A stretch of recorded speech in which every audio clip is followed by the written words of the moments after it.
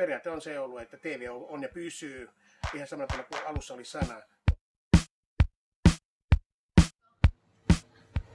TVO on aina ollut tää sama. Se on sellainen musta aukko, joka imi kaiken niin kuin positiivisella tavalla kyllä. Että. Koska täällä on koko ajan sellaista toimintaa ollut, mitä ei kerta kaikkiaan missään muualla ymmärtääkseni oikein ole.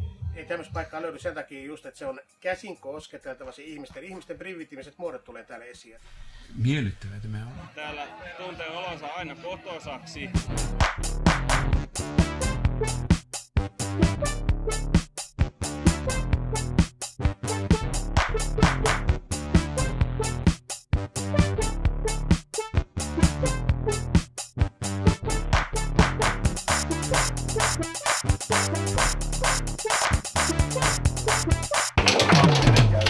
Syyskuuta 1963, jolloin esiinnyin ensimmäisen kerran julkisesti laulajana, ja se tapahtui täällä TVOssa.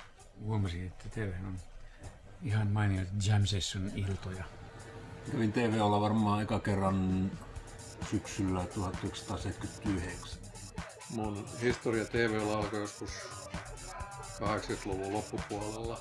Mä oon käynyt täällä 80-luvun lopulta alkaen. Kapitalistista paskaa! 70-luvullahan tämä oli täysin politisoitunut. Porvarin verta pakkiin täällä huudettiin. Are you ready for some anti-capitalistic mayhem? Tämä on tosi bukowskilainen paikka. Sitten täällä oli jotain rottia, mä muistan tässä talossa. Emme tarvinneet huumeita, kun täysin selvänä aiheutettu undergroundinen henkinen kauhu sai meissä viban punttiin. Joo, mä muistan, tuli kerran yksi tosi kaunis tyttö mulle juttelemaan ja se sanoi, että sen nimi on Aphrodite. Tuolla oven takana aina nuoret pariskunnat paneskelivat. On muuten itse asiassa meidän häätkin pidetty tuossa TVOlla, että...